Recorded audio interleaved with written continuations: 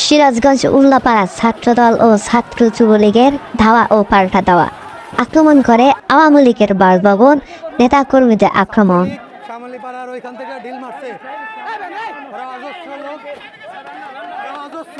এখানে যোগ দেয় অভিভাবক, তারা বলছে সুষ্ঠু বিচার না পাওয়া পর্যন্ত আমরা মাঠ ছাড়বো না। এখন আমরা ন্যায় বিচার চাই, এতগুলো যে প্রাণ গেল সেই প্রাণের আমরা বিচার চাই। যে এখানে লাখো লাখো জনতা উল্লাপাড়ায়, এখানে যোগ দিয়েছে মা বাবা ও সন্তানেরা।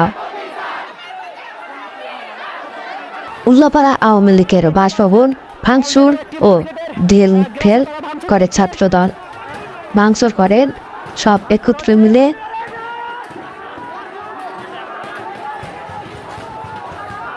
উল্লাপাড়া পৌরসভায় হামলা করেন এরা, বিকেলে হামলা করার শেষে আগুন ধরিয়ে দেয়। রবিবার পৌরসভায় আগুন দিয়ে সবকিছু পুড়িয়ে ফেলা হয়।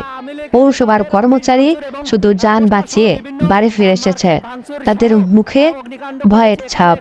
তারা শুধু যানটি নিয়ে বাড়িতে এসেছেন। কোটি কোটি টাকা নষ্ট করেছে পৌরসভার গাড়ি।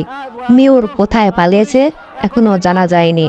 মেয়রের গাড়ি 2 কোটি টাকা দামের একটা গাড়ি পুড়িয়ে ফেলে ছাত্রদল। উল্লাপাড়া সবচেয়ে ক্ষতি হয়েছে জানান আওয়ামী লীগের নেতা ও কর্মীরা। আমার কাছে এসব শেষ তথ্য। সিরাজগঞ্জ, যমুনা নিউজ, উল্লাপাড়া।